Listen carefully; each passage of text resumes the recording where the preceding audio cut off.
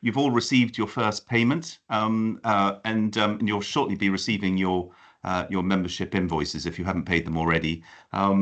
So I'm just going to share my screen.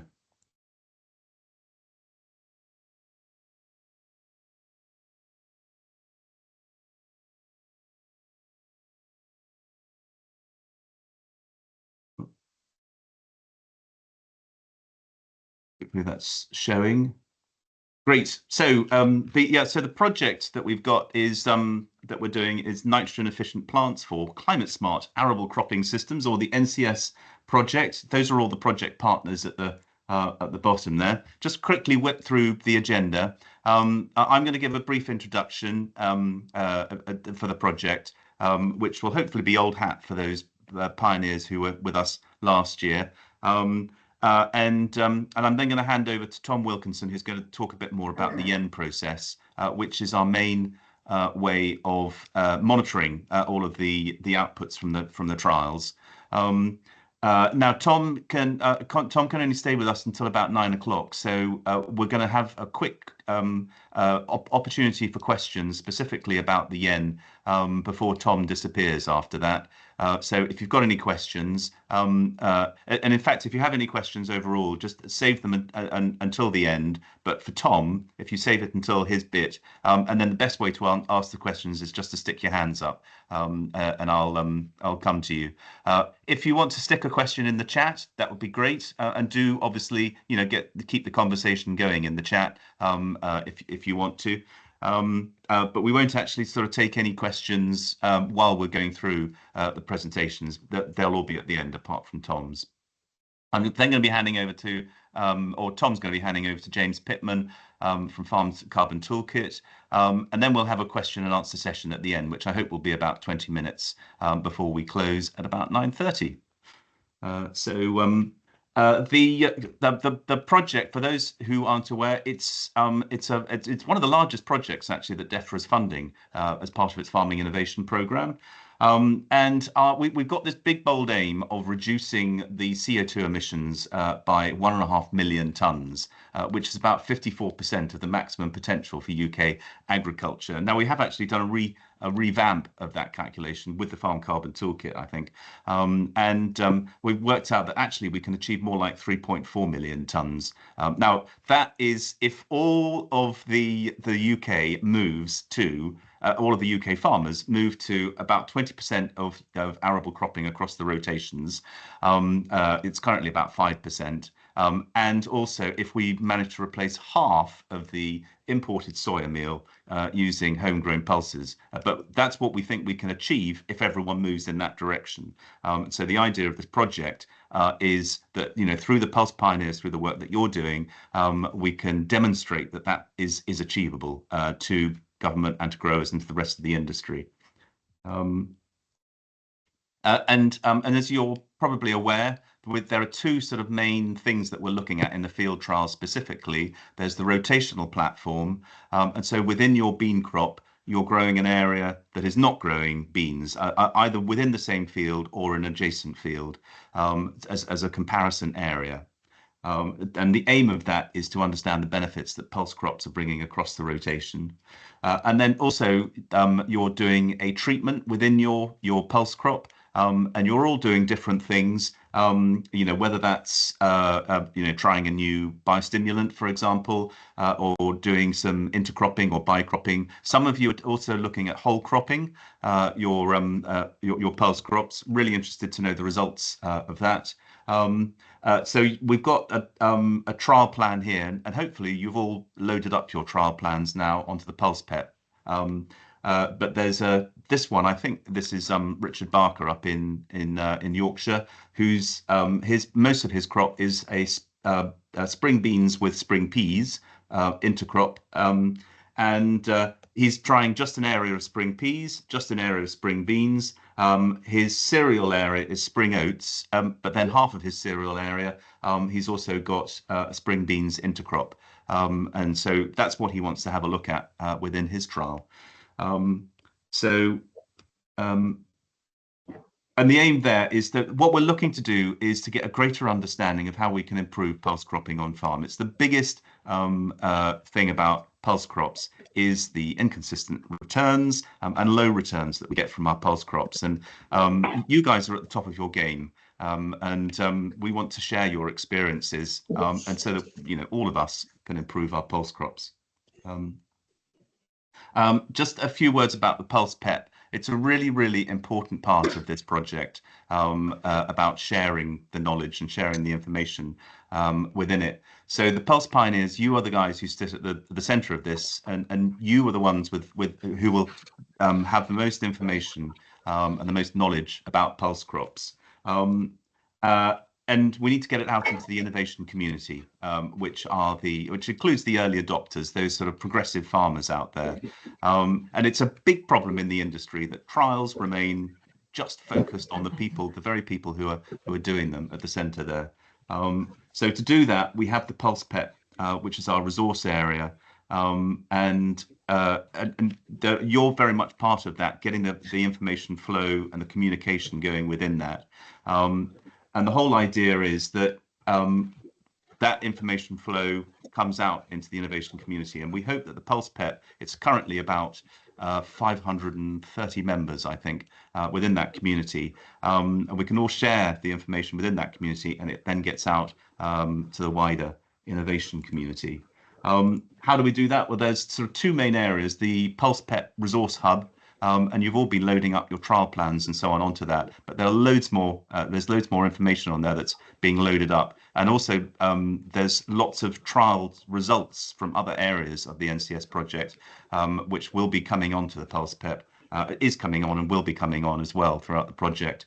And there's also the discussion forum, which is hosted on the farming forum, and you're very much a part of that, and it's a big part of your role as project ambassador to go onto the farming forum and post an update about your trial, get the discussion going, answer any queries and questions that are on there and things as well. The Pulse Pioneer roles. There are three sort of types of Pulse Pioneer, if you like. There are those who have joined us this year, and some of the ones from last year. Are just Pulse Pioneers who are doing the rotational trial, as I've described, looking at treatments, and there's that project ambassador role, as I've described.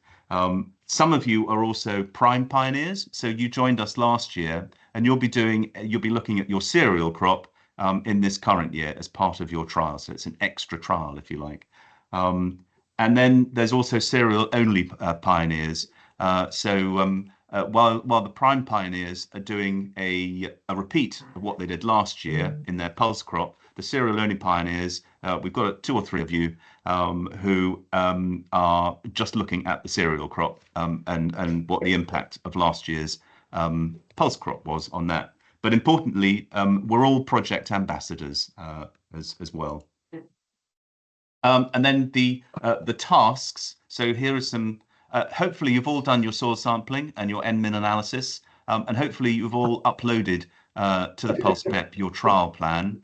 So just coming up now is the leaf sample analysis, and Tom's going to talk in more detail about that. And also the farm carbon toolkit. Some of you have already done your farm carbon baseline, if you like, or updated your farm carbon baseline. And James is going to talk a bit more about that in detail. So just wanted to flag up a few diary dates. We've got our North and South Inspiration Days coming up. So these are days where we want to bring together as many of our farmers, not just within NCS, but also across other projects as well, to meet, to network, to talk about the trials, and also to sort of get a really good idea of where we're taking the trials and what we want to do within them. So hopefully as many of you as possible can come along to that. So there's one in the north at Kelso. This is on David Fuller Shapcott's farm, Kelso and Roxburghshire. And then we've got one in Cambridgeshire on the 15th of May on Rhys. Well, this is Tom Pearson's farm. Rhys Jones is our boffin trial pioneer there. There's also the cereals event coming up 11th to 12th of June. I hope you can join us there. We are exhibiting. We're actually a partner, a cereals partner, and we've got a webinar at that as well. But we've got a demonstration area, so we've got our own area. But we're also going to be appearing on the PGRO stand as we were last year.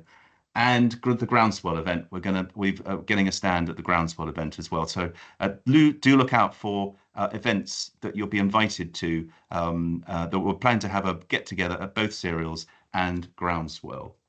And just to, as far as what to expect from us, you'll hear.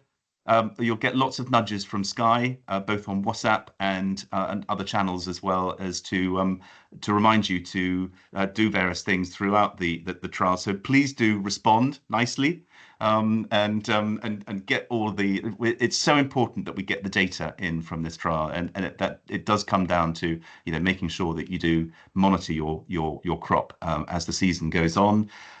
Look out for event prompts and invitations and so on, and do please, as I said, come along to these. Tom's going to talk in more detail about the yen resources that are available, and James will talk about the Farm Carbon Toolkit resources as well, and so you'll get some prompts about that. As well as the yen analysis, which gives you a nutrient analysis of your grain, we're also looking at nutritional analysis, and we're just getting some quotes in on doing that.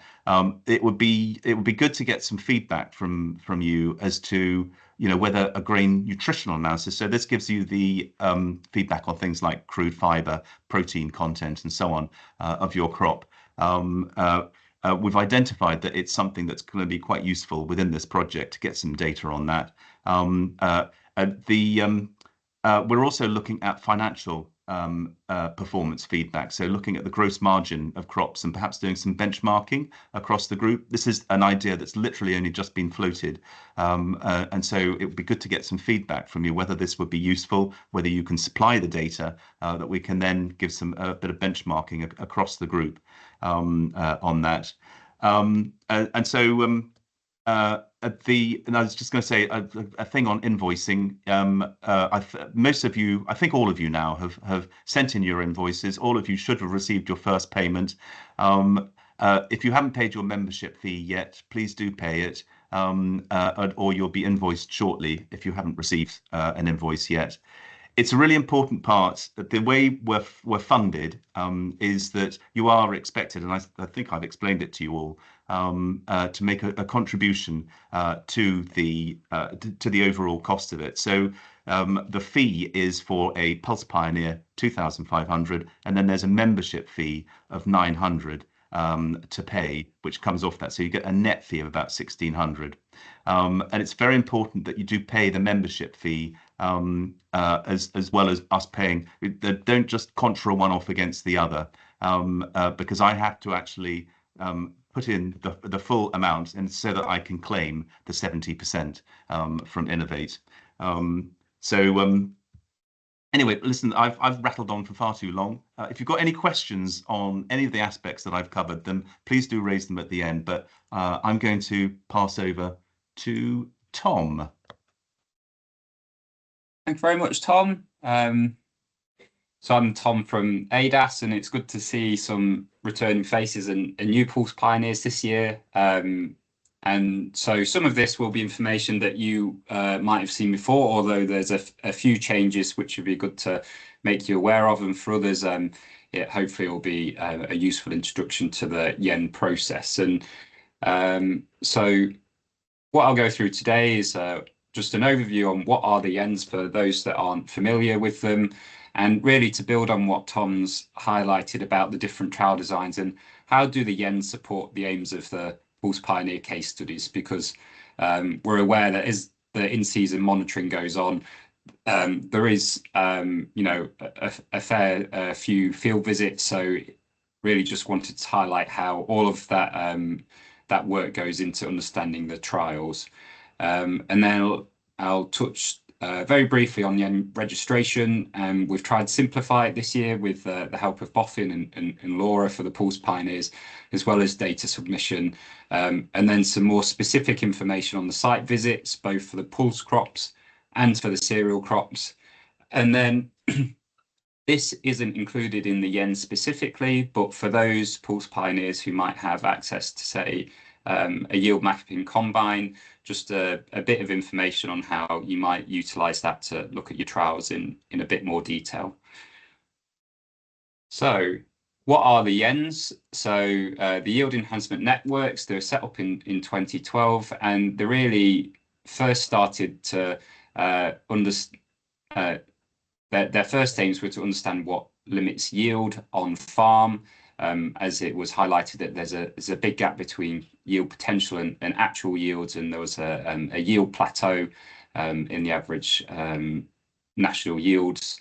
And since then, there's been more additions to the yield enhancement networks, looking at things like quality of crops as well as carbon dioxide emissions equivalents. And the pulse YENs are one of many YENs, and they're a collaboration between ADAS and PGRO. And I see that we've got Erin on the call, and Erin's very involved in the pulse YENs from the PGRO side. And they aim to collect a lot of different crop metrics, and it's really by collecting all this vast array of data that we start to understand the relationships between final yield or quality and those things that might affect it, such as the development of the crop and what key decisions are made by farmers or advisors during the season. So just to give people a heads up when they get their benchmarking reports through. So the main way that the Yield Enhancement Network data is returned is through these benchmarking reports. You might receive some information in season as well from commercial labs that are used as part of the YEN, such as grain nutrition analysis. But when we put all the data together at the end of the season, you'll see it in the form of these benchmarking box and whisker charts. And they're really designed to help people understand where their crop sits compared to everybody else's within a given season. And that's, of course, really important because every season is different. So it really helps to understand how your crop performed and what decisions you made in light of that given year. And your value for whatever parameter is being measured, that could be yield or grain nitrogen, or it could be the amount of fertilizer applied, will be shown in the orange bar, and then the rest of the data will be highlighted in the background in these grey box and whiskers. Where we have benchmarks or critical values, we'll add those in, and that just adds a little bit of extra context for people to understand whether their value for a particular measurement was low or high, and therefore whether people want to give that a bit more focus or consider how they might trial something new in the next year to nudge that in a particular direction.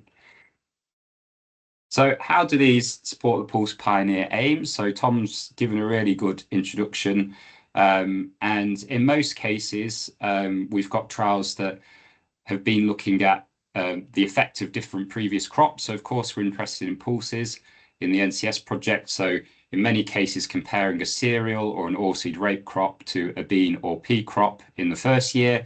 And some Pulse Pioneers will have completed that last year and will be moving on to the second phase of their trial system, which is where the whole area is cropped with cereal, and we're looking at the previous crop effects on that cereal field.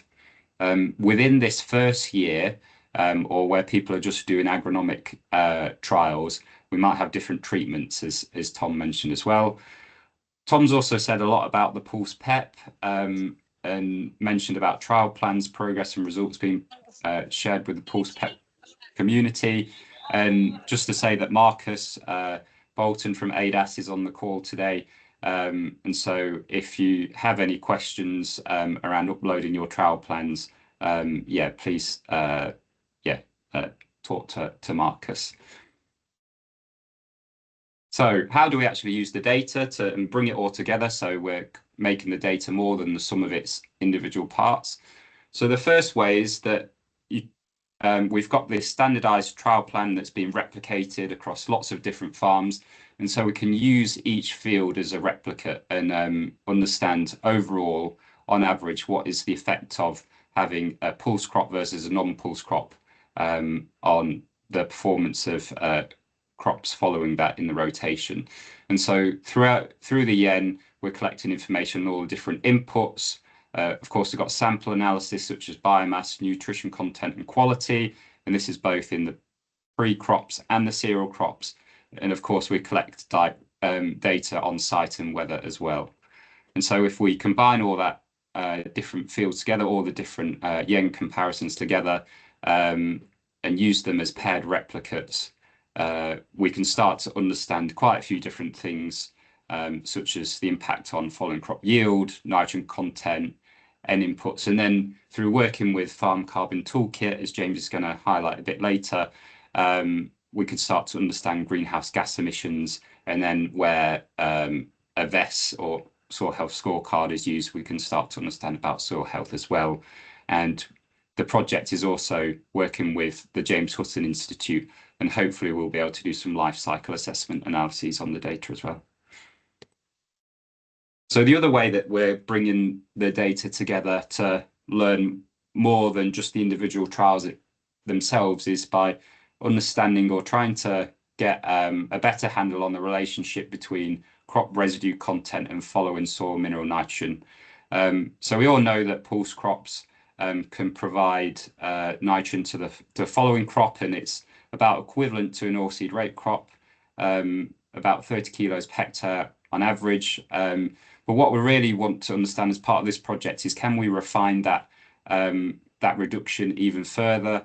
And one way of doing that might be trying to consider the amount of residue that is returned. So we're very interested in understanding the starting soil mineral nitrogen, which you will have all baselined in your first year pulse crop trials. Then through your pulse yield enhancement network samples, you will have all provided or will provide biomass samples from your GRAB samples, which will analyze for above ground nitrogen content and nitrogen harvest index and things like that. And then you will have recently done or will be doing in the future some pre-nitrogen application SMN or NMIN samples in your following cereal crop. And then we can use this to build on work that was done by one of our current pulse pioneers, really, on understanding and comparing the field assessment method, and whether we can refine that a bit further. So as Tom mentioned as well, we've got individual things going on in the Pulse Pioneer trials, and this is really important because realizing yield stability and maximum productivity is really important if we want to get more pulses grown in the UK. And so, as Tom's already mentioned, we've got individual treatments within the pulse areas as well. And this is just a highlight of how we'll report back that data. So last year, perhaps one of the more outstanding trial results we saw was where a Pulse Pioneer used an amide N product. And we're not saying and we're not promoting the use of N products on pulse crops as part of the NCS project. Of course, we want to make sure and use of natural resources to reduce greenhouse gas emissions as much as possible.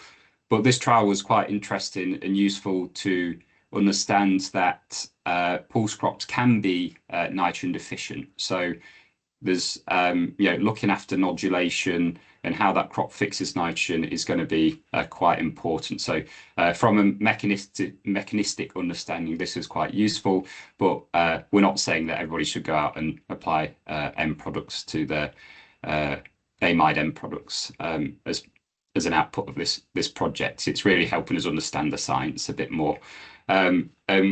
We can see the effects of more nitrogen being available to the pulse crop here. So of course we've got an uplift in seed yield, but we had more pods per meter squared set, and in turn that might have meant that there were less seeds per individual pod, but overall there were more seeds per meter squared set, which helped contribute to final yield. So this is just an example of how the yen type of analysis can help break down understanding the impacts of different treatments on different crops and the mechanisms of those. So moving on to more specifically about what to do this season. So the first thing is registering your yen entries.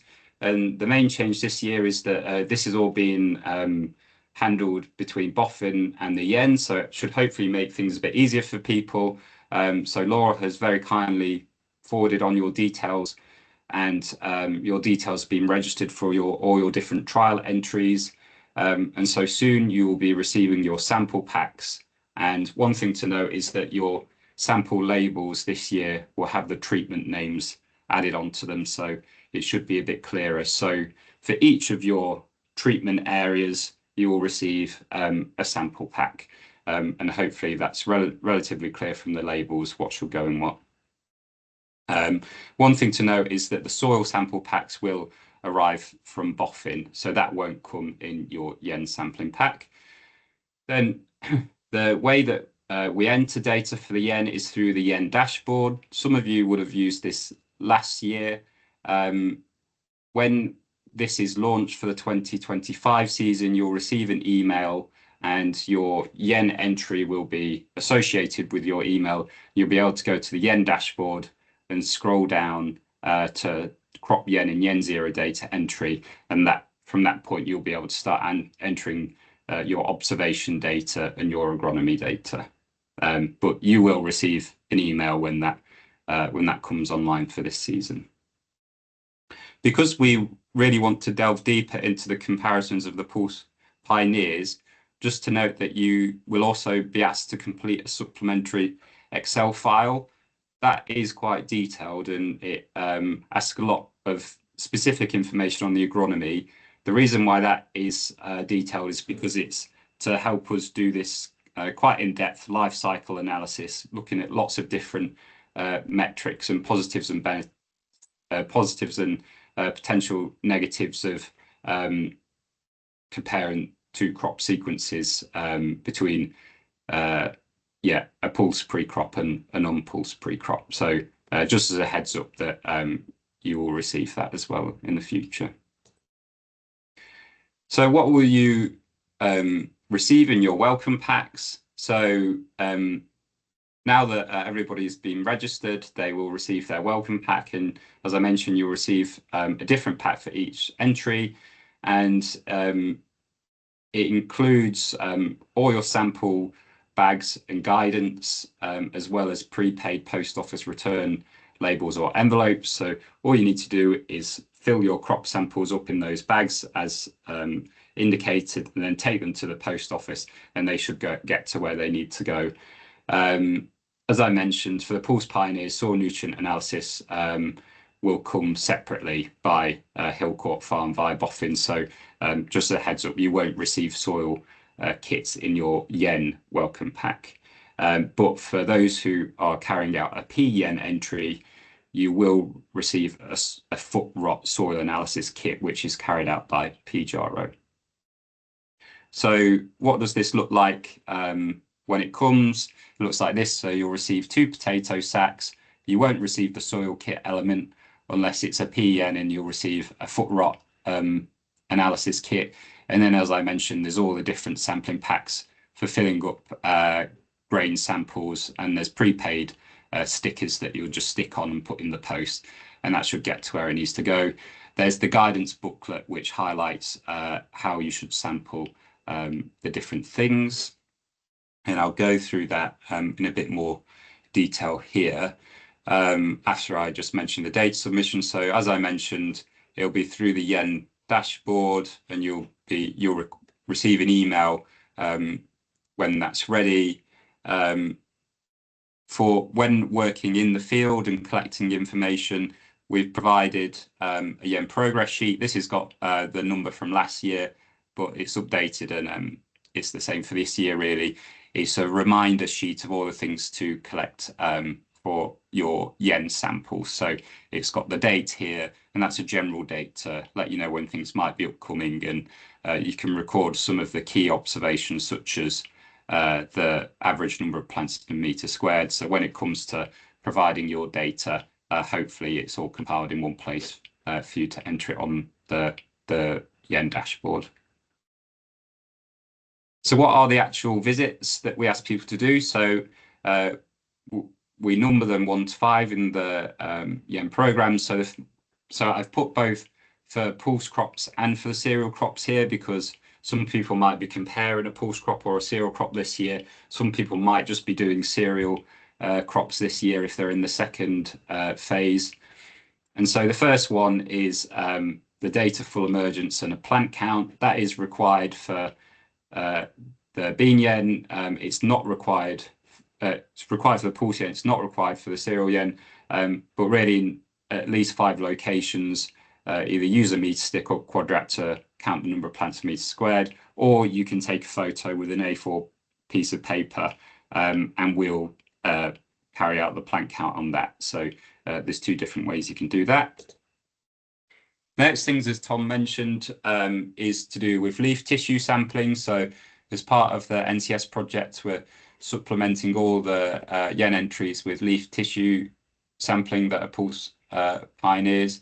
So the first, if for the slightly different timings, whether it's a pulse crop or a cereal crop. So it's the 4th node for pulses, and you will all be aware of this, but that's really when the crop reaches this point, you've got 1, 2, 3, 4 nodes here. And that is, we say it's optional, but it is really good information for the NCS project. So we've put it as preferable.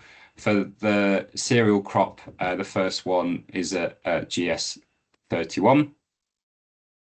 And then we've got another timing at the start of flowering for the pulse crops, and at GS 41 for cereal crops. So this information is within the guidance booklet, but really just to highlight that it's best to sample on Monday to Wednesday, and that's so that the samples get to the lab whilst it's not over the weekend.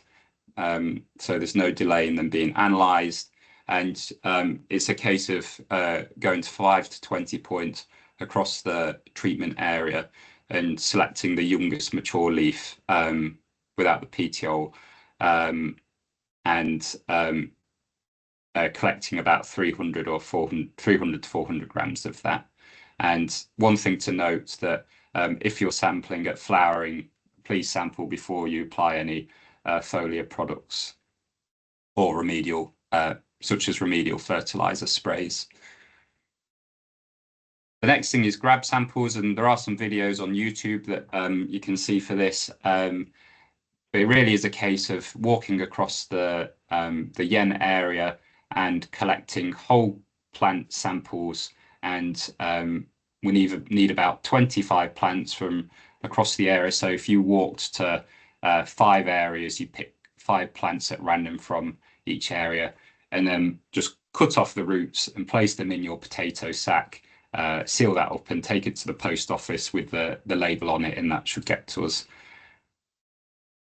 One thing to note for the pulse crops, it's really important if there's branching at the base of the stem to try and keep that branching intact, because we'll use that as a measure for understanding how the crop has developed in the season.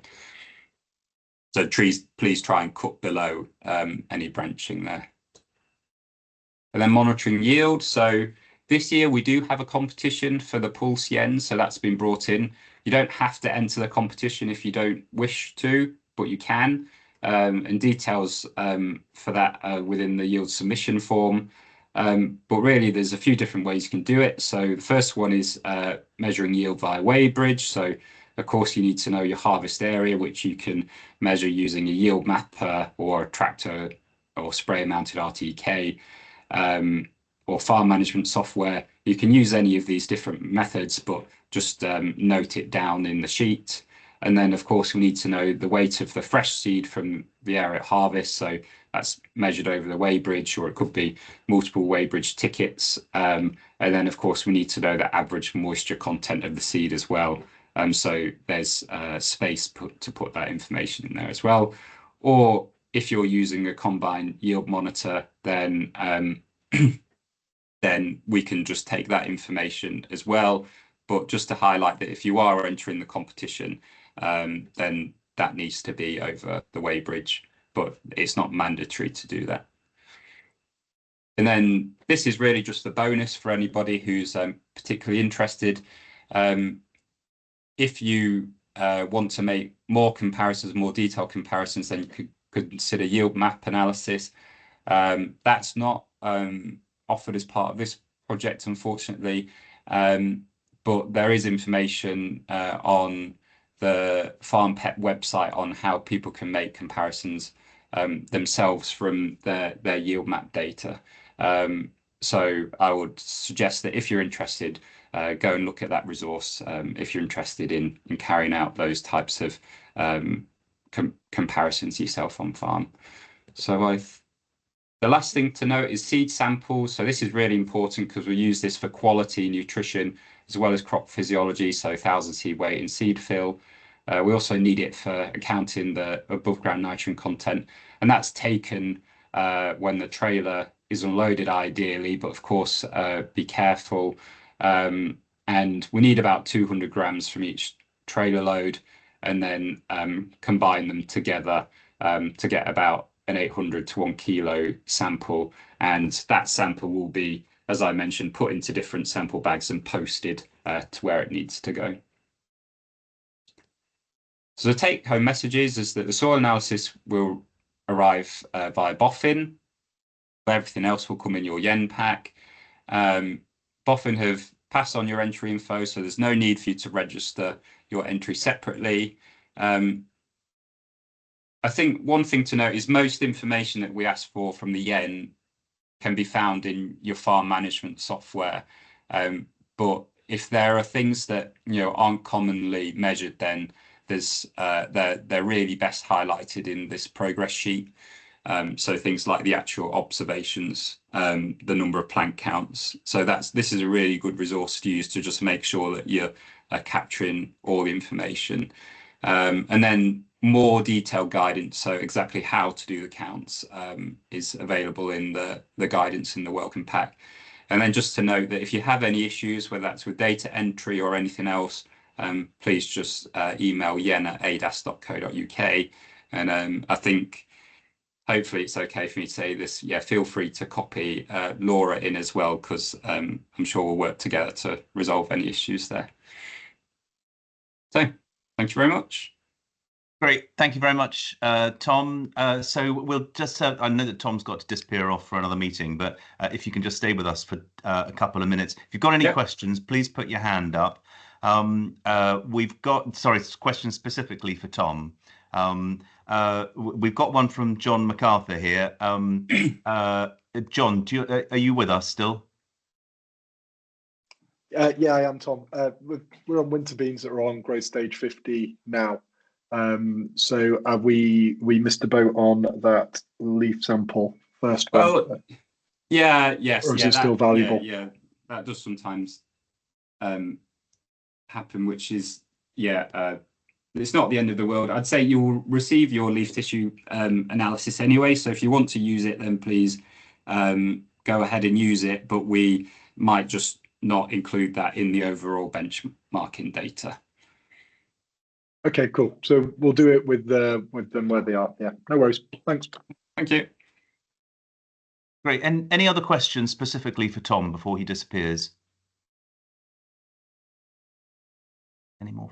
I don't think there are any other hands up, unless I'm not seeing anyone. No, great, fantastic. Well, there'll be an opportunity for questions at the end. But thank you very much, Tom. Thank you for that. And you'll be receiving your Yen packs shortly, I imagine.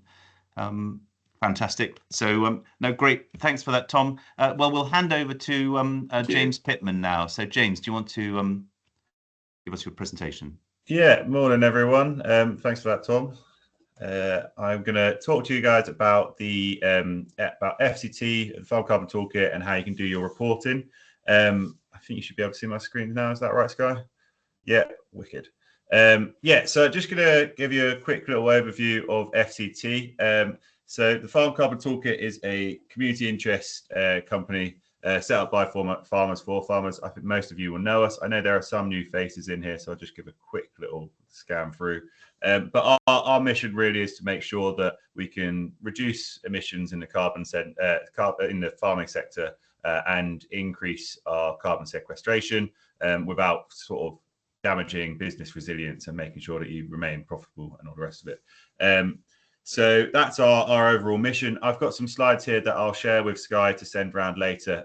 But I thought rather than just going through some slides, I'd quickly give you a quick demo about how to use the calculator to make sure that you can go on and make your own reports. I believe you have a deadline coming up this summer for getting reports in as part of the Pulse PEP, which will again be shared with you. But this is just going to be a quick little overview. So for those that are new to the calculator, the Farm Carbon Toolkit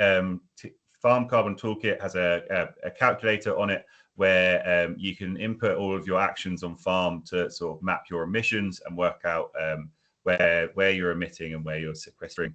It's really good for sort of looking at your farm for a different lens and seeing how you can sort of change your actions to improve your carbon footprint. And also it just gives you a bit more of an overview on your farm from a different lens. So when you go to the Farm Carbon Toolkit website, you'll have this option here to go to the calculator, or you can go directly to the calculator, which is this page here. All you have to do is sign in. You'll have a register button up the top. All we need is an email address for you to sign in. And that is just so that we have something to link your user to so that you can log back in at any other date. And then starting a report is as simple as clicking start the calculator, which takes you to a report builder page where you can start filling out the information of your farm, of your trial, or whatever you want to look at specifically. I won't do this for now, just for the sake of time. But what you'll do is you'll start developing this dashboard of your farm reports. And so this will be a list of any reports you've made for your farms, enterprises, whatever. These are just some example ones I've done for some demos in the past. You have the option to access any of these, to lock them, to copy them, to edit them, and do the rest. These are all yours. If you need any help or whatever, we can come and help you out. But we have resources available which have guides and video guides that can hopefully run you through things as well.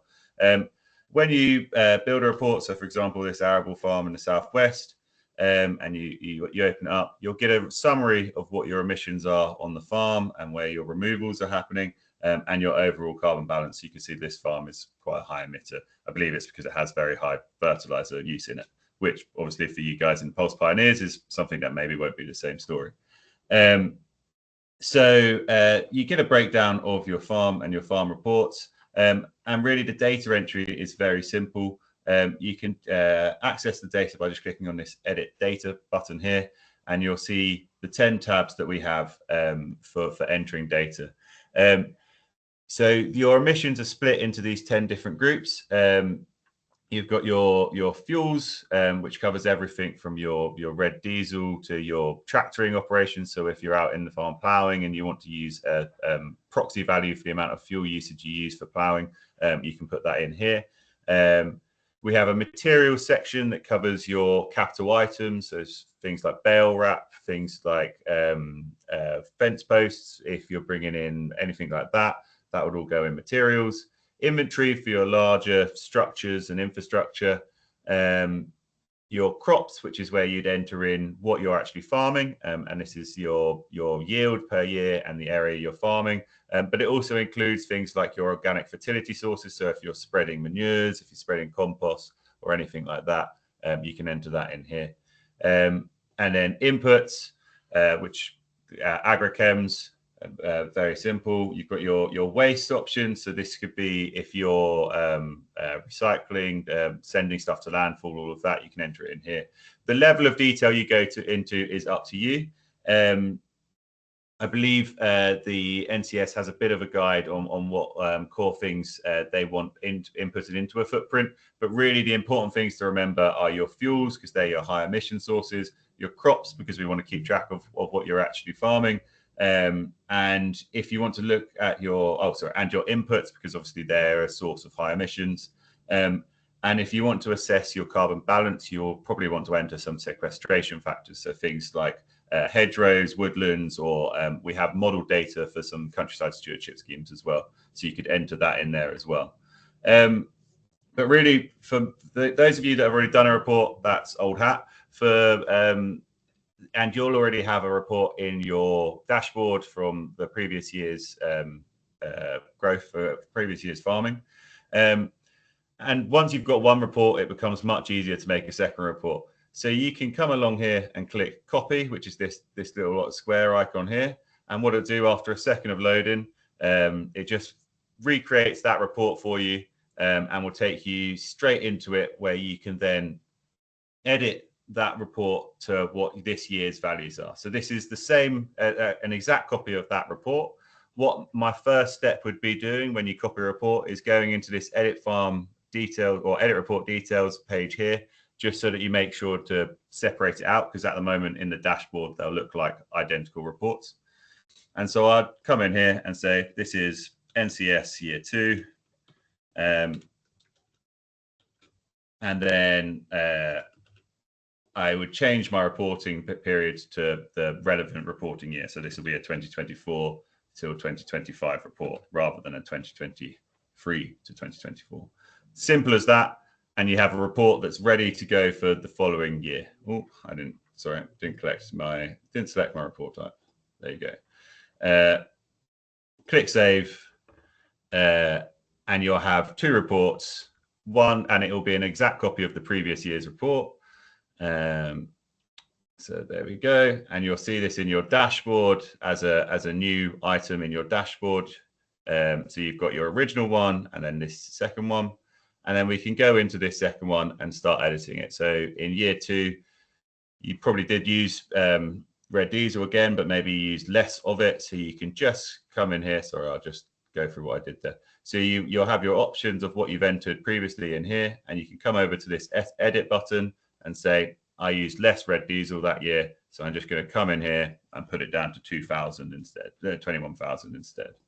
And then you'll get a slight change in your red diesel emissions. So that's dropped from 73,000 down to 71. Simple as that. And you may say, I didn't actually do some of these actions last year. So you can click delete on them. And again, you can just tailor this list of actions on farm to what you actually did. If I just quickly come over to inputs, and I'll just edit one of these big ones. So this ammonium fertilizer use. Did I click edit? There we go. What we can do here, if I just change this down to say we only use 10 tons instead, we should see a massive change in our report emissions. And you can see there that's dropped considerably. And what I can do on the view results page is do a comparison between this year's report and last year's report.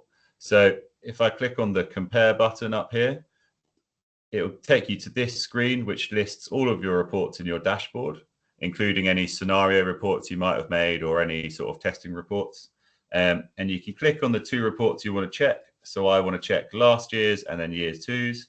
Click compare, and it will bring me up a side-by-side comparison of the key stories for each report. So you can see how your total emissions has changed. So that big cut in the amount of fertilizer I've used has really lowered my emissions footprint.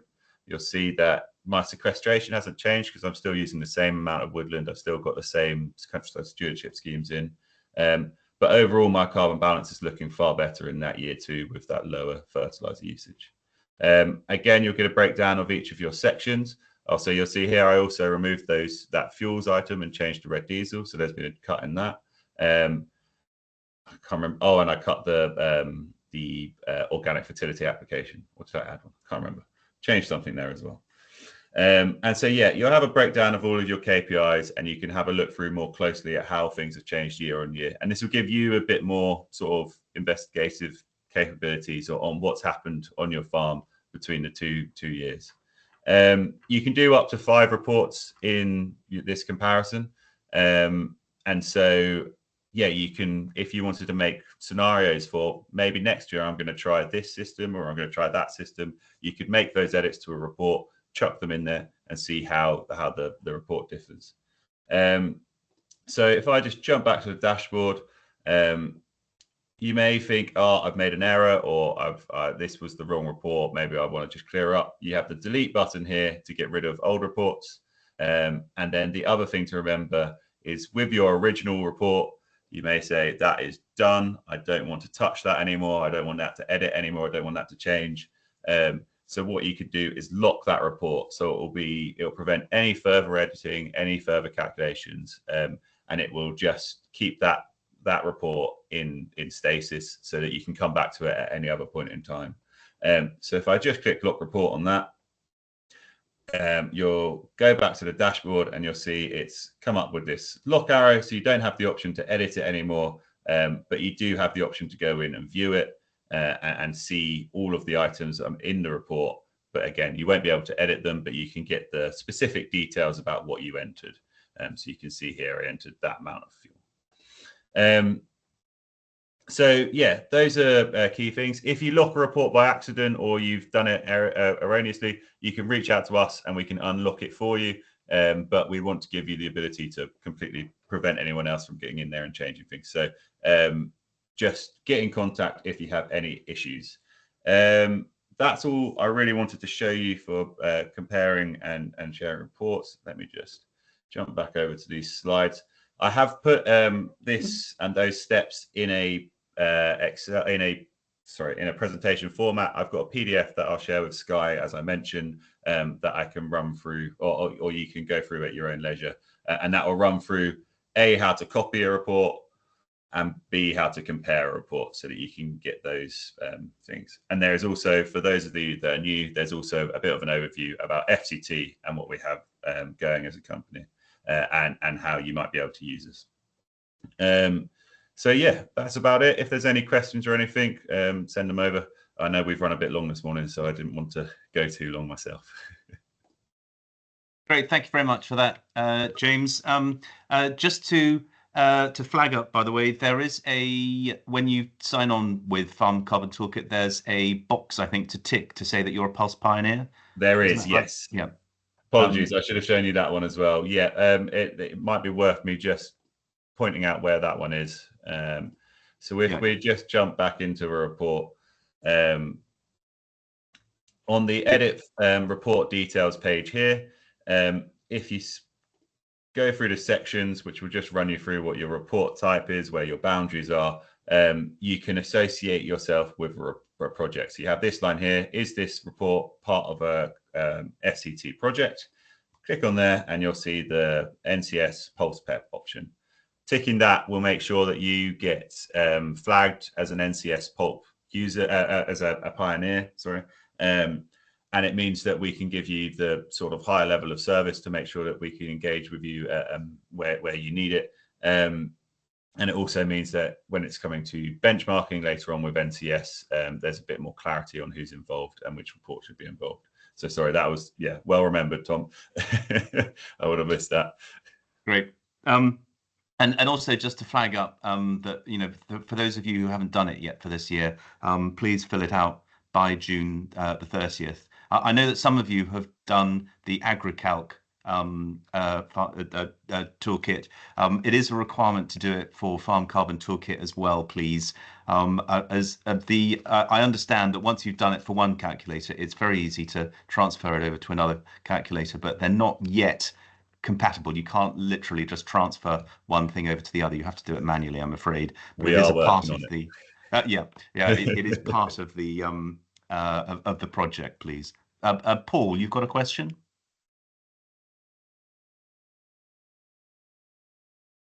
You're on mute, by the way, Paul. Is that any better? Yeah. Thank you. Morning, everyone. Yeah, last year we did the Farm Carbon calculator by a third party and we submitted that. Would I be able to get that information to then create a side by side for this year, James? Yes. That sounds like quite a specific one. If you sent me an email or the calculator team an email, we can probably pull that report. We'll just have to check what you've agreed with that third party to make sure that we're not utilizing their data. But that sounds, we could access that and share it with you on your own account. Do you have your own account, Paul?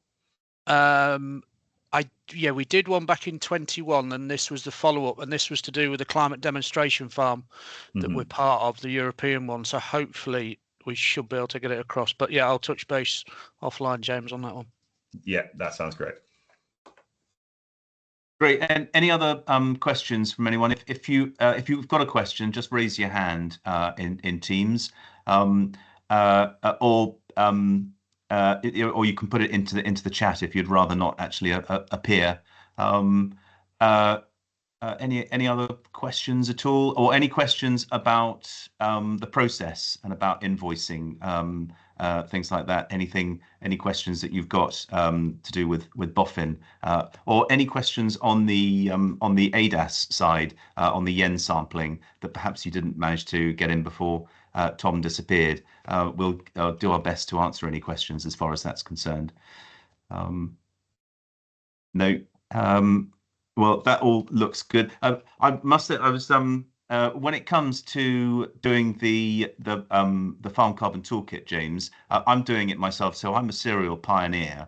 What are the now? There's not. I haven't got data on everything. What are the things that are going to make the biggest difference? So I did it last year, and the big difference between last year and this year is that I've got my pulse crop. So my pulse crop wasn't included in last year's data because I was doing 23 to 24. I'm now doing 24 to 25. So that will take in my pulse crop, I take it. But it won't take in my current year, as in the 24 to 25 cropping. Is that so? I should be using the same reference year on year, should I? And then within that, which are the big ticket items that I should really be focusing on? Yeah, so year on year things will change, and it's also a case of emissions factors get updated. For example, as the grid gets greener, your electricity emissions will go down even if you're using the same amount. So but we've gone from a 30% 2 years ago renewable tariff to a now 50% renewable tariff. So year on year, you'll just see slight changes in emissions factors anyway. So in terms of your example there, in your pulse cropping year, you probably see a decrease in your inputs, your agrochems. That's a big area of emissions for most arable farmers, for most mixed farmers as well. Fertilizers do tend to be the biggest source of emissions. And then you'll also have a high amount of emissions associated with fuel usage. Your fuels will your fuel usage will change with the fact that you're doing less field operations. You're not going out there spraying as often. You're not spreading fertilizer as often, or whatever else. So there'll be changes there. And in your crops, your total crop harvest per year will change. And so crop emissions are associated with the breakdown of residues. So as the roots in the soil break down, as the straw, if it's a cereals crop, is left in the field, those have nitrogen emissions associated with them, because essentially you're adding nitrogen to the soil, and a small portion of that will become nitrous oxides. And so there will be changes year on year between the different cropping systems and how much nitrogen is left available, and then becoming emissions. So there is nuance in when you do these comparisons, that you will have slight changes associated with things like that. But really, inputs are your big area. That your agrochems will be the biggest area of change you'll see in that example. And then I'd be looking at fuels as my second area. Great. No, thanks for that, James. Notice we've just about got to the end. I'd just like to do so. This question of financial benchmarking came up. We had an NCS meeting a couple of days ago, and I'd be interested just to get a straw poll, if you like, of people who would be interested. So the idea here is that we're not actually looking at financial data as part of this project, but if you would find it valuable, we could do some benchmarking data, look at gross margin analysis across the group. And so that would require you to probably enter in some supplementary information about the cost of your inputs, the price that you got for your crop, so that we can work out gross margin. We'd get Andersons to do it, and then compare it with their loan farm models, and also do a comparison across the Pulse Pioneers. So just a straw poll. If you think that this would be useful to do, then could you give us a thumbs up? Stick it up in the screen now. Obviously, if you've got any other sort of thoughts on this, I can see a few thumbs ups coming up here. If you think that this would be a really bad idea, that you don't think you'd want to do it, then could you indicate? I don't know whether you can do a thumbs down or a grumpy face or something like that, some sort of emoji. If you've got an aversion to this, it would not be compulsory. It would be completely optional, but it's something that we're planning to introduce. There aren't any grumpy faces, so hopefully that's something that hopefully we'll do. So, but we'll obviously let you know more about that as we go on. Great. Listen, we come to the end here. Unless there's any other questions, I can't see anything coming up in the chat. I can't see any other hands coming up. Any other final questions before we go? Well, obviously, if you go away and you have other questions, then do come back to Laura or Skye or James or Tom or anyone or myself even, and we'll make sure that we can get those questions answered. But in the meantime, I hope all goes well with your crop. The sun is shining. I'm sure you all want to get out there and start looking after those wonderful crops. So look forward to working with you over this season. Look forward to seeing you at one of our events. Thank you very much for joining, and I'll say goodbye. Thank you, Tom, everyone. Bye-bye. Cheers all. Cheers. Thanks, everyone.